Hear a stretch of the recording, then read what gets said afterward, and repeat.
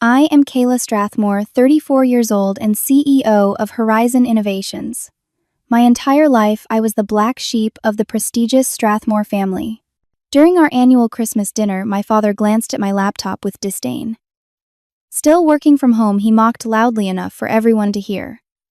I nodded silently as my phone buzzed with a notification. The message read, "Acquisition of Strathmore Dynamics complete.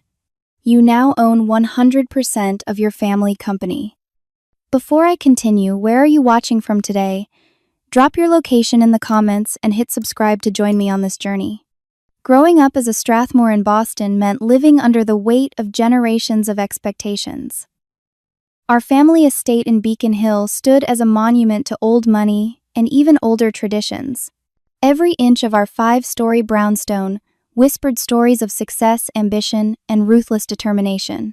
Family portraits lined the mahogany staircase, stern faces of Strathmore patriarchs judging silently as I ran up and down as a child. Strathmore Dynamics was founded by my grandfather Theodore in 1954.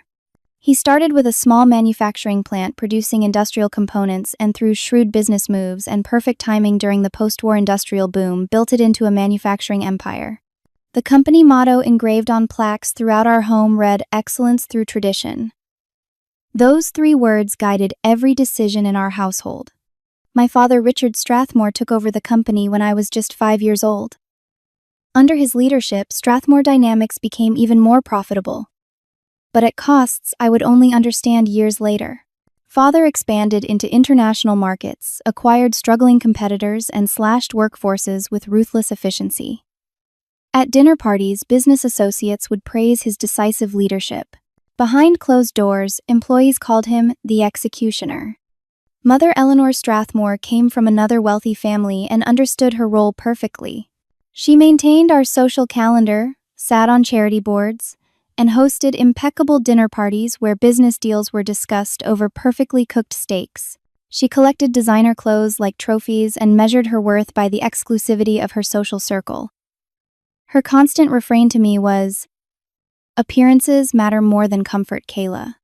My older brother James was 8 years older than me and groomed from birth to inherit the company. Every achievement was celebrated with extravagant gifts. His first successful school presentation earned him a sailing trip. His college acceptance to Harvard Business School prompted father to buy him a BMW. James absorbed our father's lessons, eagerly mimicking his mannerisms and adopting his cutthroat approach to both business and personal relationships. My younger sister Audrey, only 2 years behind me, became the perfect Strathmore daughter. She was beautiful, polite, and excelled in the social graces our mother valued. She played piano beautifully, spoke 3 languages, and knew exactly which fork to use at formal dinners. She eventually married the son of one of father's business partners, cementing a valuable alliance that extended the Strathmore influence. Then there was me, always asking the wrong questions at the wrong times. While James studied finance and Audrey practiced her French, I dismantled computers and rebuilt them. I questioned why our family company still used paper filing systems when digital solutions were clearly more efficient. I suggested solar panels for our home during a dinner with oil industry executives, earning a sharp kick under the table from father. "Kayla has always been different," mother would say with a tight smile when I failed to impress her friends. Different wasn't a compliment in our household. Despite the material privilege of my childhood, emotional warmth was scarce.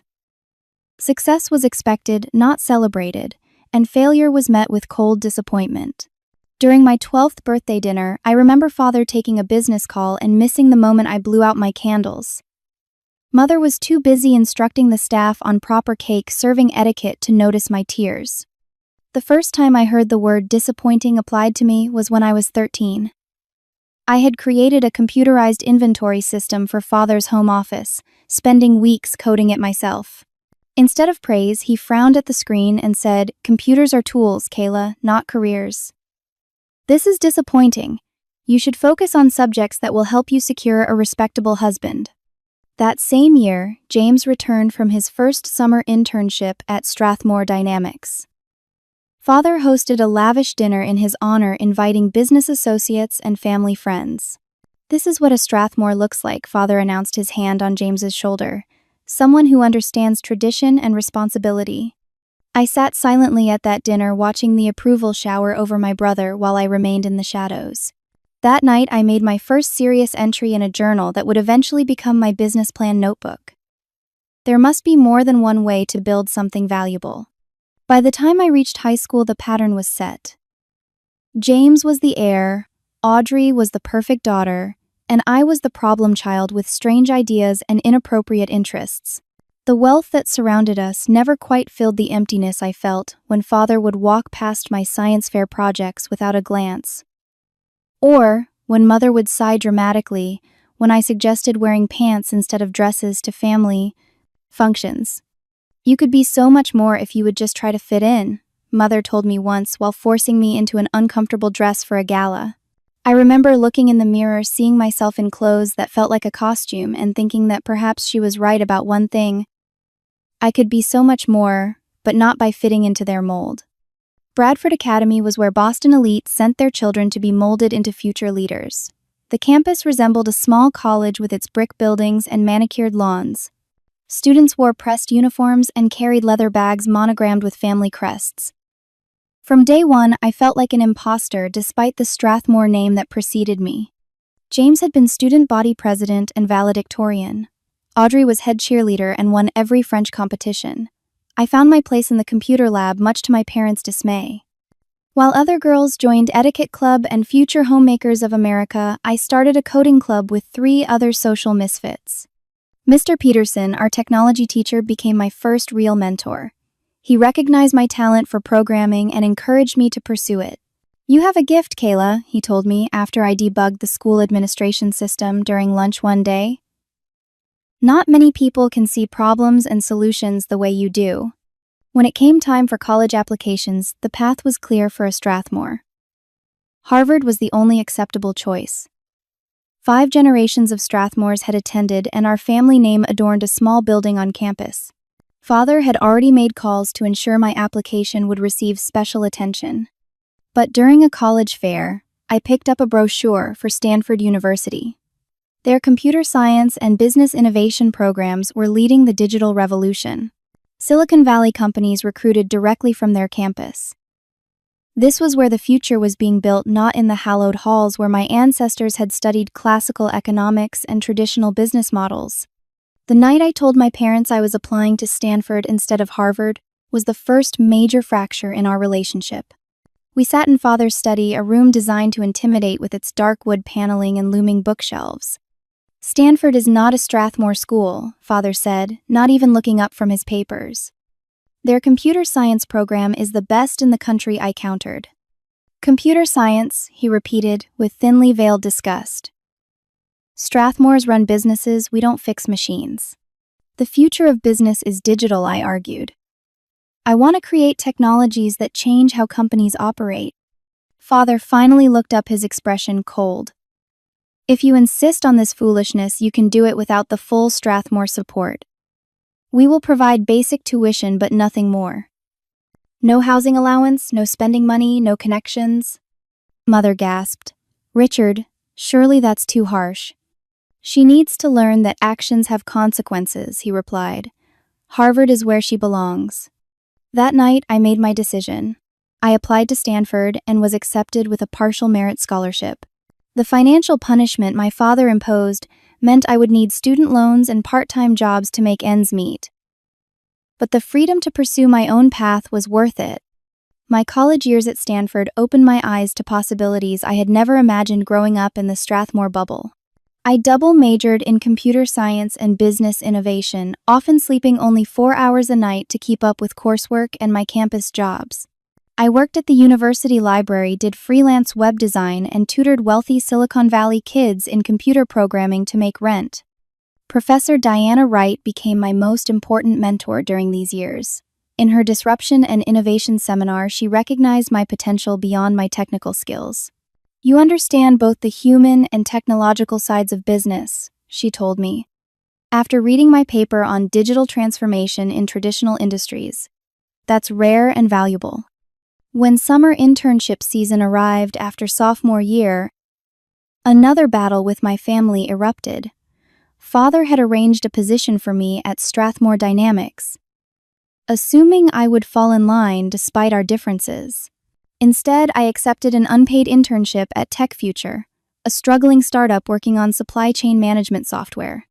Unpaid mother said when I told her, genuinely confused, "Why would anyone work without compensation?" "Because I'll learn more there in 3 months than I would in 3 years at Strathmore," I replied. Father's response came via email. "Your summer allowance has been canceled. Perhaps this will teach you the value of proper compensation." That summer changed everything. Living on ramen noodles and sleeping on a friend's couch, I thrived in the chaotic startup environment. By August, I had helped redesign their core product, increasing efficiency by 30%. The CEO offered me a paid position for the following summer with stock options, something Father dismissed as monopoly money when I tried to explain its potential value. My graduation from Stanford was a subdued affair compared to the celebrations held for James and Audrey. My parents arrived late, missing my department awards ceremony where I received recognition for my senior project on sustainable supply chain optimization. They attended the main graduation ceremony, but left immediately after, citing an important dinner engagement back in Boston. At a strained family dinner that evening at an overpriced Boston restaurant, Father raised his glass in a half-hearted toast to Kayla, who has completed her education and will hopefully now focus on serious matters. "Actually," I said, heart-pounding but voice steady, "I've accepted a position with Innotech Solutions in San Francisco. They're doing groundbreaking work in business process automation." Father set down his glass without drinking. "Playing with computers," he said dismissively. "When you're ready to contribute to something meaningful, Strathmore Dynamics will have an entry-level position waiting." I looked around the table at my family. James smirked, clearly enjoying my fall from grace. Audrey studied her plate, avoiding conflict as always. Mother sipped her wine, expression carefully neutral. And Father, the man whose approval I had sought for so long, had already moved on to discussing a recent acquisition with James. In that moment, I realized a fundamental truth that would guide my next steps. I would never earn their respect by following their rules. The only path forward was to create my own. Innotech Solutions occupied 3 floors of a gleaming glass tower in downtown San Francisco. On my first day, I was assigned to a team developing workflow automation for manufacturing clients. The irony wasn't lost on me that I was essentially building tools that would have helped Strathmore Dynamics if Father hadn't been so resistant to technological change. Within 6 months, I had distinguished myself by streamlining our development process and bringing in 2 new clients through improvements I suggested during sales meetings. My team leader, Benjamin Walsh, took notice and began involving me in higher-level strategic discussions. "You have good instincts for both the technical and business sides," he told me. "That's unusual and valuable." While analyzing client needs patterns, I identified a significant gap in the market. Traditional manufacturing companies were struggling to adapt to increasing demands for sustainability and transparency in their supply chains. The software solutions available were either too complex for easy adoption or too simplistic to provide real value. During nights and weekends, I began developing a business plan for what would eventually become Horizon Innovations. My vision was clear: create intuitive, powerful software that would help traditional industries transition to more sustainable and efficient practices without disrupting their core operations. After 18 months at Innotech, I had saved enough for a few months of living expenses and refined my business plan to the point where I was ready to seek initial funding. Despite our strained relationship, approaching my family seemed like the logical first step. The Strathmore name carried weight with investors, and family money came with fewer strings than venture capital. I scheduled a meeting with the Strathmore Family Investment Board, which consisted of Father James and 2 longtime family financial advisors. Mother attended as an observer, sitting silently in a corner of our family home's imposing conference room. My presentation was meticulously prepared. I had market research, competitive analysis, financial projections, and a working prototype of my core software module. For 45 minutes, I outlined my vision for Horizon Innovations and requested a $500,000 initial investment in exchange for 15% equity. The silence that followed my presentation felt eternal. Finally, Father leaned forward, folded his hands on the polished table, and delivered the response that would fuel my determination for years to come. "Kayla," he said with exaggerated patience, "this is precisely why we wanted you at Harvard. You have no understanding of real business. This software plaything might make a nice hobby, but it will never be a serious enterprise. Strathmore Capital is for serious investments, not technological fantasies." James chuckled, adding his own barb. "The market size you've projected is delusional. Traditional manufacturers don't want fancy software from inexperienced developers. They want reliability and tradition, something you've always failed to appreciate." One of the financial advisors, an older gentleman who had known me since childhood, at least attempted kindness in his rejection. "Perhaps with a few more years of industry experience, you could revisit this idea. For now, it seems premature." As I packed up my presentation materials, hands shaking with a mixture of rage and humiliation, Father delivered the crushing blow that would echo in my mind during my darkest moments and greatest triumphs. "You'll never build anything worthwhile, Kayla. You lack the discipline and understanding of what truly matters in business. Some people are builders and some are dreamers. Unfortunately, you're the latter." I left that meeting without another word, but with absolute clarity about two things. I would never again seek their approval, and I would prove them wrong no matter what it took. 2 weeks later, I met Mason Carter at a tech networking event in San Francisco. A successful angel investor with a background in sustainable business practices, he listened to my elevator pitch with genuine interest rather than dismissive skepticism. "You're addressing a real pain point," he said after I explained my concept. "Most sustainability solutions ignore the practical realities of traditional manufacturing. Send me your deck, and we'll talk next week." Mason became my first investor, offering $300,000 for 20% equity terms, less favorable than I had hoped, but enough to get started. More importantly, he connected me with other angel investors who contributed smaller amounts, bringing my initial funding round to $450,000. I submitted my resignation to Innotech the next day. My team leader tried to convince me to stay, offering a promotion and raising concerns about the risks of entrepreneurship. 90% of startups fail, he reminded me. "You're giving up a promising career here." "I'm not afraid of failure," I told him, thinking of my father's words. "I'm afraid of never trying to build something that matters." Horizon Innovations began in my small San Francisco apartment. I converted my living room into an office, worked 18-hour days, and lived on coffee and determination. My first hire was Lucas Martinez, a brilliant developer I had worked with at Innotech who believed in my vision enough to take a significant pay cut. Soon after, I brought on Zoe Williams, a marketing specialist with experience in manufacturing sectors.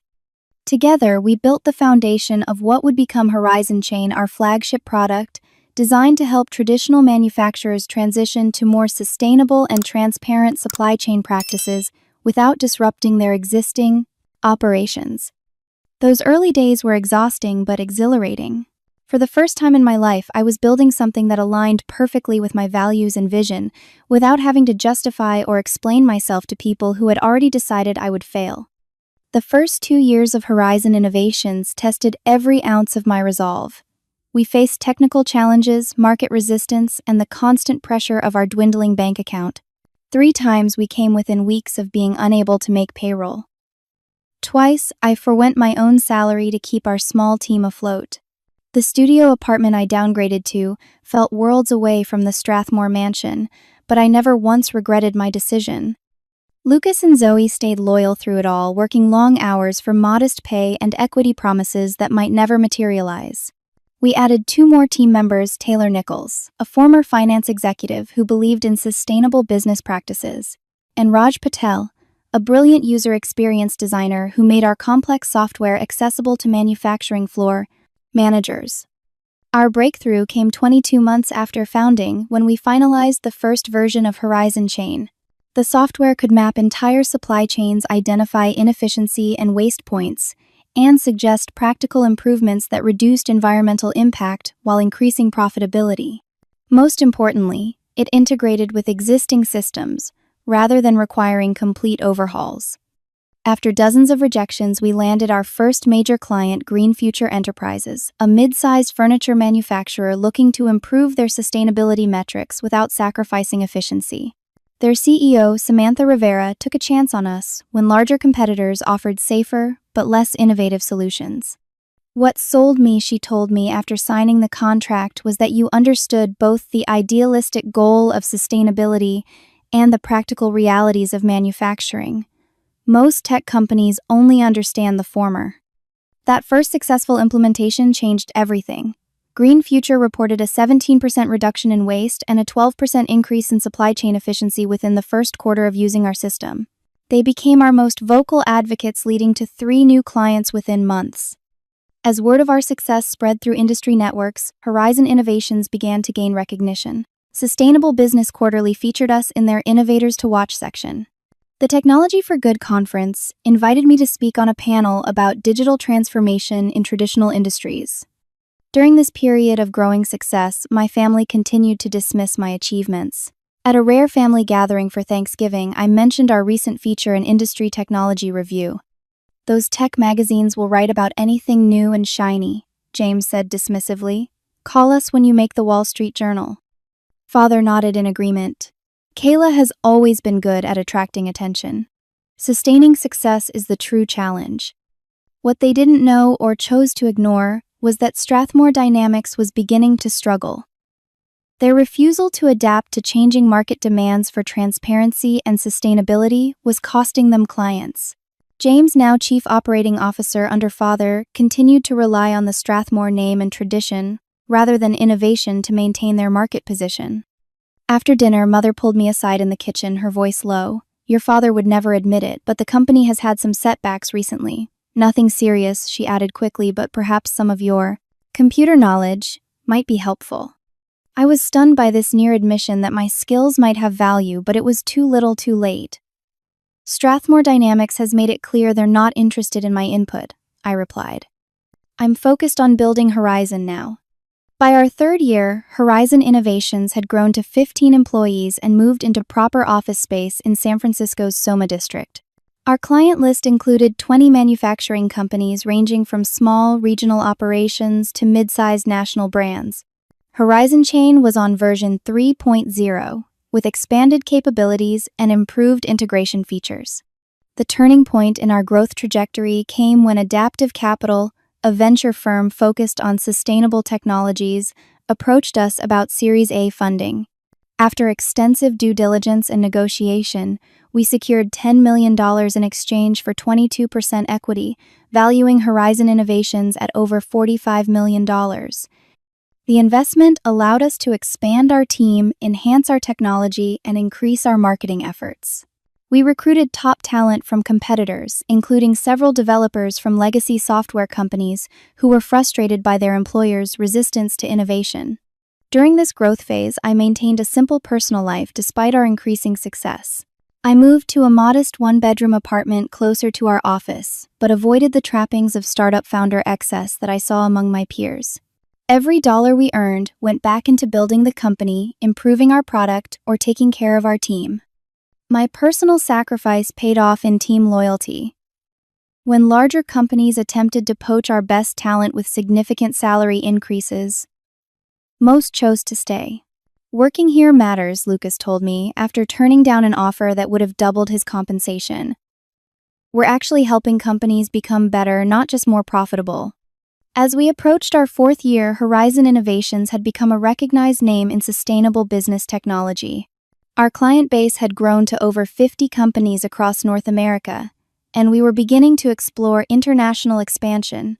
Horizon Chain was being taught as a case study in business schools, including Harvard, a fact I took particular satisfaction in. The contrast between my professional success and family recognition remained stark. Christmas cards from the Strathmores were formal and impersonal.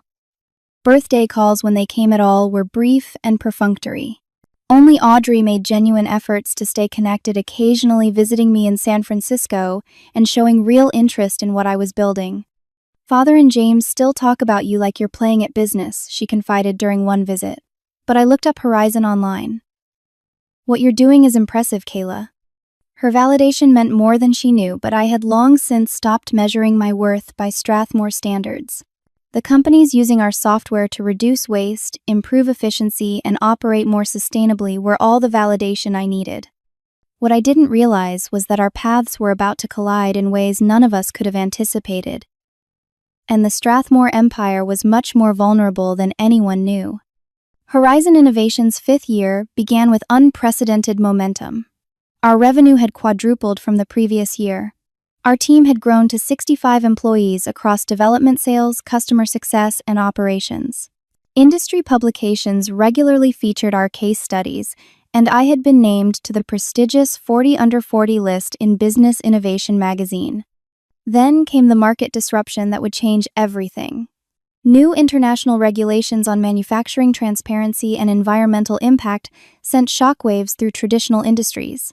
Companies suddenly needed to document their entire supply chain and prove compliance with sustainability standards or face significant penalties and public relations damage. For Horizon, this regulatory shift created explosive demand for our solutions. Our sales team could barely keep up with incoming requests. We implemented an accelerated onboarding program to train new staff quickly and expanded our server capacity to handle the increased data processing needs. In the midst of this controlled chaos, I received a call from a number I almost didn't recognize. It had been over 2 years since I had spoken directly with my father. "Kayla," he said without preamble when I answered, "this new regulatory nonsense is clearly your doing." I was momentarily speechless. "Excuse me? These sustainability requirements. Your tech friends in California must have lobbied for them. It's a direct attack on traditional manufacturing." The accusation was so absurd I almost laughed. Father, international regulations aren't created by startup founders. They reflect changing market demands and environmental necessities. Strathmore Dynamics has operated successfully for decades without interference from environmental extremists, he continued as if I hadn't spoken. Now we're expected to document every supplier and material source. It's preposterous. What struck me most wasn't his anger but the underlying anxiety in his voice. Richard Strathmore, always in complete control, sounded worried. "The regulations aren't going away," I said carefully. "Most manufacturers are adapting." "Easy for you to say with your software toys," he snapped. "Real industries with physical products and global supply chains can't simply install a program and comply overnight." After ending the call, I sat motionless in my office, processing the interaction. Father had never called me for business reasons before. The fact that he had reached out even antagonistically suggested Strathmore Dynamics might be struggling more than I realized. That evening, I asked our research team to compile a comprehensive report on Strathmore Dynamics' current market position, sustainability practices, and public reputation. What they delivered 3 days later shocked me to my core. The report revealed that Strathmore Dynamics had been cutting corners on environmental compliance for years. They had outsourced manufacturing to facilities with documented labor violations. Their primary factory in Michigan had received multiple EPA warnings for waste disposal practices. Most concerning, they had actively lobbied against transparency regulations and contributed to political campaigns opposing environmental protections. Beyond the ethical issues, the company was in financial trouble. Their stock had declined 30% over the past year. 3 major clients had publicly terminated contracts, citing sustainability concerns. Industry analysts predicted further losses as the new regulations took full effect. This information presented me with a profound ethical dilemma.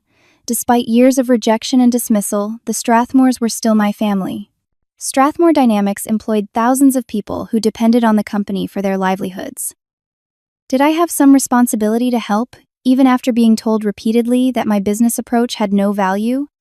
I called an emergency meeting with my executive team, now consisting of Lucas as Chief Technology Officer, Zoe as Chief Marketing Officer, Taylor as Chief Financial Officer, and Raj as Chief Product Officer.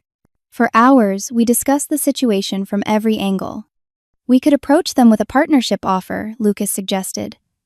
"Help them comply with the new regulations using our systems." Taylor shook her head. "Based on this financial data, they might not survive long enough for implementation. Their cash reserves are dwindling and they have significant debt coming due next quarter. What about acquisition? Raj asked quietly, voicing the thought I had been avoiding. We have the capital since our Series B funding. Their manufacturing expertise combined with our technology could create something truly revolutionary. The room fell silent as everyone looked at me. The personal implications of such a move were enormous.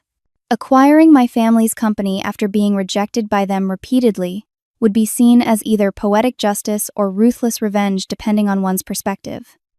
Let me be clear, I finally said. Any business decision we make has to serve Horizon's mission and values. This isn't about personal vindication. Zoe, always perceptive about underlying motivations, gave me a knowing look. Maybe not entirely, but that doesn't mean it's the wrong move strategically. We spent the next week analyzing the potential acquisition from every angle. Strathmore Dynamics had valuable patents, manufacturing facilities, and client relationships that could accelerate Horizon's growth. Their weakness in sustainability and technology was precisely our strength. From a pure business perspective, the acquisition made sense if the price was right. During our final strategic meeting on the matter, Taylor revealed the piece of information that removed any remaining doubt about our course of action. I've been digging deeper into their financials, she said, sliding a folder across the conference table. They've been falsifying compliance reports to major clients. When this becomes public, and it will, they'll face lawsuits and possibly criminal charges. The room grew silent as I reviewed the evidence. My father and brother had crossed the line from resistance to regulation into outright fraud.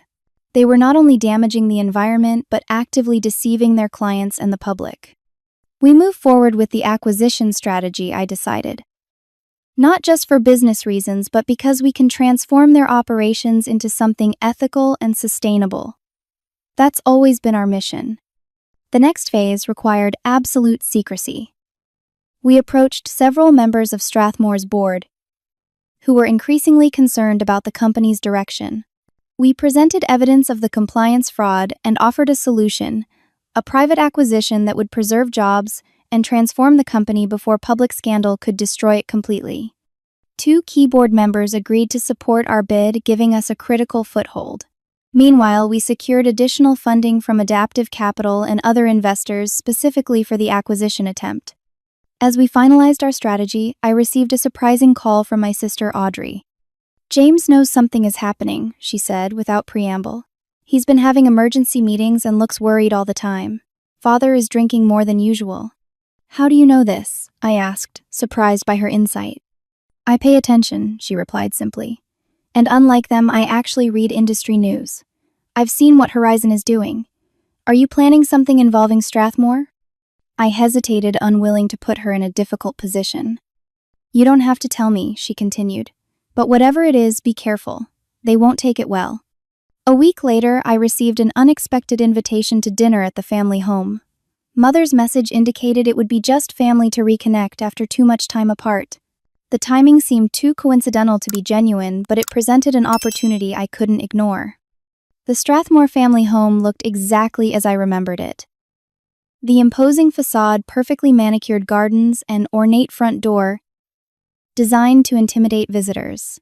As I approached, I felt a familiar tightening in my chest, the physical manifestation of years of judgment and disapproval. Mother greeted me with her standard air kiss, careful not to smudge her makeup. Kayla, darling, it's been too long. You look professional. From her tone, professional clearly wasn't the compliment it might have been from anyone else. In Strathmore language, it meant I wasn't living up to the family standards of feminine presentation. Father and James waited in the formal living room, whiskey glasses in hand. Neither stood when I entered. Audrey, seated on the far couch, gave me a subtle nod of acknowledgement. So the prodigal daughter returns. Father said, his attempt at humor falling flat. Your mother insisted we should reconnect as a family. Dinner was served in the formal dining room, where generations of Strathmores had conducted business over perfectly cooked meals. The conversation remained superficial through the first course, touching on safe topics like Boston weather and Mother's latest charity function. As the main course arrived, Father finally addressed me directly. I understand your little software company has found some success, he said, cutting into his steak with precision. though I imagine these new regulations have been quite beneficial for you. Horizon was growing steadily before the regulations, I replied evenly. But yes, more companies are recognizing the importance of sustainable practices now. James snorted. Sustainable practices. Just another term for increased costs. And bureaucratic interference. Actually, I countered our clients typically see cost reductions of 15 to 20% after implementation. Sustainability and profitability aren't mutually exclusive. Father waved his hand dismissively. Perhaps for small operations that can adapt quickly. Established industry leaders have more complex considerations. Like compliance with environmental laws, I asked innocently. A flash of something alarm perhaps crossed James's face before he controlled his expression. Father changed the subject abruptly. I notice you're still working remotely. Pulled out your laptop during family dinner last time you were here. Still running your hobby business from coffee shops. The dismissive tone was so familiar it almost made me smile. His perception of Horizon was so disconnected from reality. Our headquarters now occupied 3 floors of a downtown San Francisco building. We had additional offices in Chicago and Austin. But in his mind, I was still playing at business. Actually, I replied calmly. I was confirming some details about an acquisition we're completing. Acquisition, Mother asked, showing genuine interest for the first time. Your company is being acquired? No, I said, making eye contact with my father. Horizon is the acquirer. Father chuckled. And what exactly is your company acquiring? A mobile app? Another software startup? My phone buzzed in my pocket. I checked it discreetly under the table. The message from Taylor read exactly what I had been waiting for. Board vote complete. Acquisition approved. You now own 100% of Strathmore Dynamics. The timing couldn't have been more perfect. Actually, I said, setting my phone on the table, we just acquired Strathmore Dynamics. The silence that followed was absolute. Mother's fork clattered against her plate. Audrey's eyes widened. James froze mid-motion, wine glass halfway to his lips. Father recovered first, his laugh forced and hollow. That's absurd. The board would never approve such a thing. The board voted 20 minutes ago, I replied. 3 members were particularly concerned about the falsified compliance reports and pending EPA violations. They felt new leadership was needed immediately. James slammed his glass down, red wine sloshing onto the white tablecloth. This is impossible. You can't just walk in and take a company that's been in our family for 3 generations. I didn't take it, James. I purchased it legally and ethically, something the current management hasn't been particularly concerned with lately. Father's face had turned an alarming shade of red. Whatever game you're playing, it won't work. I'll fight this with every resource at my disposal. You're welcome to try, I said calmly. But given the evidence of fraud we've uncovered, I suggest you focus on potential legal defenses instead. Mother looked bewildered, glancing between Father and me. I don't understand. How could this happen without us knowing? The same way the compliance fraud happened without the board knowing, I explained. Lack of transparency, something Horizon specializes in fixing. Father stood abruptly, knocking his chair backward. Get out of my house. Actually, I said, remaining seated as the new owner of Strathmore Dynamics. I technically own 30% of this house as well. It's a company asset. This was a slight exaggeration. The house ownership was more complicated, but the effect was worth it. Father's expression crumbled from rage to shock as the full implications of what had happened began to sink in. I stood then, smoothing my dress. I have an early meeting tomorrow with the Strathmore executive team. As a courtesy, I wanted you to hear this news from me personally, rather than reading it in tomorrow's Wall Street Journal. James lunged forward, pointing an accusatory finger. This is revenge. You couldn't succeed on your own merits, so you're destroying what we built. What you're destroying, I corrected him. The company is on the verge of multiple lawsuits and potential bankruptcy due to your mismanagement. Horizon is saving it, not destroying it. As I turned to leave, Audrey spoke for the first time. Will you keep the employees? The genuine concern in her voice touched me. Yes. Our plan retains 95% of the workforce. The only immediate departures will be executives involved in the compliance fraud. Mother followed me to the door, her composure finally cracking. Kayla, please. This is your family. I paused, hand on the doorknob. Yes, it is. Which is why I'm saving the company instead of letting it collapse under its own corruption. Sometimes family means doing what's necessary, not what's comfortable. As I walked to my car, my phone buzzed continuously with notifications about the acquisition. Industry news had already picked up the story. Our PR team was managing the announcement exactly as planned. Sitting in my car outside the Strathmore mansion, I allowed myself a moment to process what had just happened. The little girl who had never been good enough, who had been told repeatedly that her ideas had no value, now owned the family empire.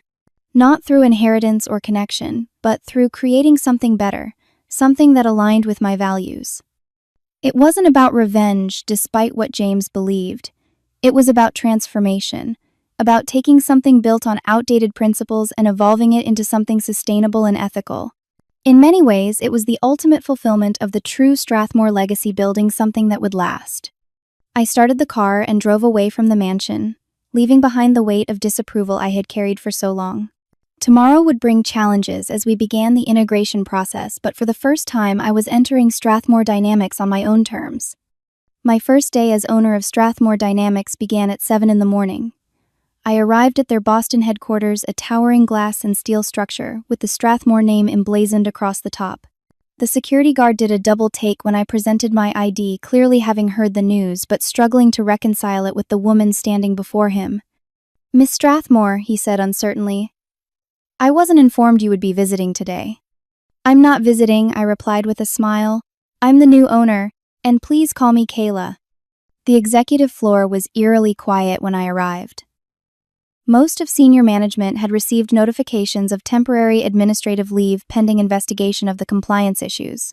I had installed an interim management team consisting of trusted Horizon executives and Strathmore directors who had supported the acquisition. My father's office, now mine, was exactly what you would expect: oversized, overstated, and designed to intimidate. Dark wood paneling, leather furniture, and hunting trophies created an atmosphere of old-world power. The massive desk positioned visitors at a deliberate disadvantage, forcing them to look up at whoever sat in the throne like chair behind it. I didn't sit there. Instead, I moved to the conference table by the window and began setting up my laptop. The view overlooked Boston Harbor, a reminder of the city's history of both commerce and revolution. Appropriate considering what was happening within these walls. By 9, I had scheduled an all-employee meeting in the company auditorium. Over 800 employees filled the space, faces showing mixtures of concern, curiosity, and outright fear. Rumors about massive layoffs had already begun circulating. "Good morning." I began, standing on the stage without notes or teleprompter. "I'm Kayla Strathmore, founder and CEO of Horizon Innovations, and as of yesterday, owner of Strathmore Dynamics. Many of you have never met me, though. Some may know me as Richard Strathmore's daughter." A murmur ran through the crowd at this connection being made explicit. "Let me address your most immediate concern: your jobs are secure. This acquisition is not about cost-cutting or asset stripping. It's about transformation and growth." The tension in the room visibly decreased, though wariness remained. "Strathmore Dynamics has a proud manufacturing heritage," I continued. "What it has lacked is technological innovation and ethical leadership. Together, we will create a company that honors that heritage while building a sustainable future." For the next hour, I outlined my vision for the integrated company, took questions from concerned employees, and promised transparency throughout the transition process. By the end, I could sense a cautious optimism replacing the initial fear. As the auditorium emptied, I noticed a familiar figure waiting near the exit. Father had apparently used his still-active security credentials to enter the building. He looked smaller, somehow standing alone without his usual entourage of executives. We met in what had been his office, now stripped of personal items by my security team. "That was quite a performance," he said, gesturing toward the auditorium. "They seem to believe you actually care about this company." "I do care," I replied simply, "about the company, the employees, and the potential to do better." He scoffed. Better. You mean different. You've always wanted to tear down everything I built. I wanted to improve it. There's a difference. And now you think you've won. He paced the office, touching the furniture as if reassuring himself it was still real. This isn't about winning or losing, Father. It's about evolution. Strathmore Dynamics was failing because you and James refused to adapt. He stopped pacing and faced me directly. You have no idea what it takes to run a manufacturing empire. Your software solutions won't fix everything. You're right, I acknowledged, which is why I'm keeping most of the operational teams intact. I'm not here to dismantle manufacturing, but to enhance it with technology and ethical practices. Father seemed momentarily taken aback by my agreement. For perhaps the first time, he actually listened. As I outlined specific plans for integrating Horizon's technology with Strathmore's manufacturing expertise. As he prepared to leave, he paused at the door. Your grandfather would have hated this, you know. I smiled slightly. Actually, I think he would have adapted. True builders always do. Later that day, James arrived unannounced, demanding to see me. Unlike Father's controlled anger, James was openly hostile. I want a position in the new structure, he stated without preamble. Executive Vice President at minimum. I studied my brother, noting the entitlement that had been nurtured his entire life. James, you're currently under investigation for knowingly falsifying compliance reports. Executive leadership isn't an option. His face flushed. Those reports were Father's responsibility. I just implemented his directives. And that's exactly the problem, I replied. Leadership means taking responsibility, not deflecting it. After James stormed out promising legal action that would never materialize due to his own liability, I received a surprising visitor. Mother arrived with a small box tucked under her arm. I brought you something, she said, setting the box on the conference table. I thought you might want it for your new office. Inside was a framed photograph I had never seen my grandfather Theodore, at the opening of the first Strathmore factory, looking young and determined. Your grandfather was an innovator in his time, Mother said quietly. Everyone forgets that now. They only remember the tradition, not the disruption he caused initially. I looked at her with new understanding. You never said anything when Father and James dismissed my ideas. She sighed suddenly, looking older. That was my failure. I chose comfort over courage for too long. She straightened, smoothing her always perfect hair. I'm proud of what you've built, Kayla. I should have said that years ago. Over the next 6 months, the integration of Horizon and Strathmore proceeded more smoothly than anticipated. We maintained the Strathmore name for the manufacturing division while implementing Horizon's technology and sustainability practices throughout the operation. The compliance issues were addressed openly and honestly. We paid fines where necessary, implemented remediation plans for environmental damage, and established new transparency standards that exceeded regulatory requirements. It was expensive and occasionally painful, but it preserved the company's reputation and laid the groundwork for ethical operation moving forward. Most surprisingly, many longtime Strathmore employees embraced the changes enthusiastically. We knew things weren't right. One factory supervisor told me during a site visit.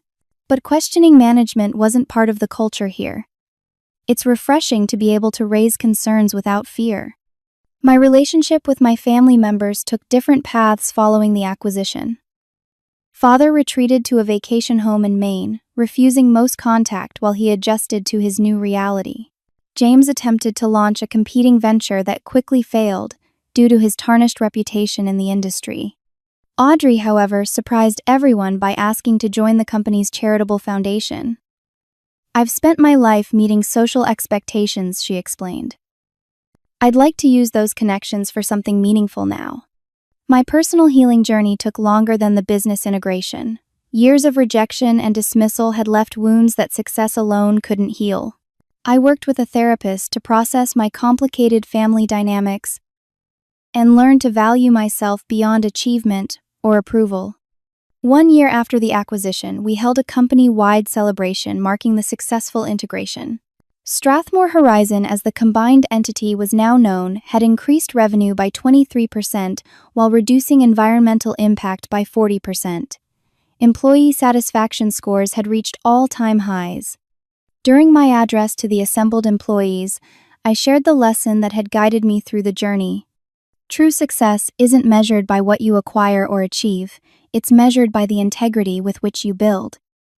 For years, I sought approval from people who couldn't see the value in my vision.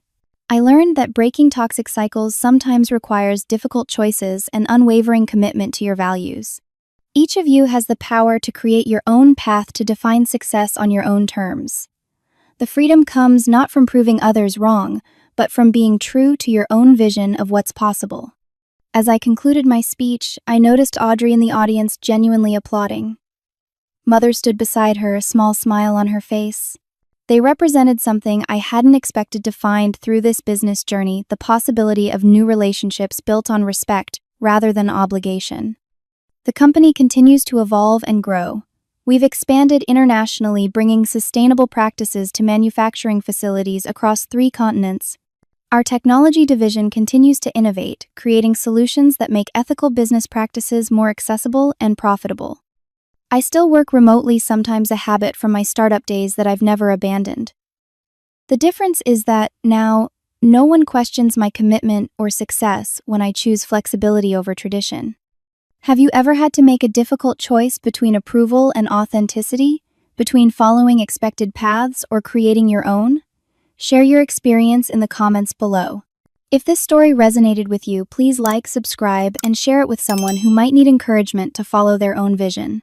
Thank you for joining me on this journey, and remember, building with integrity always creates something more valuable than building for approval.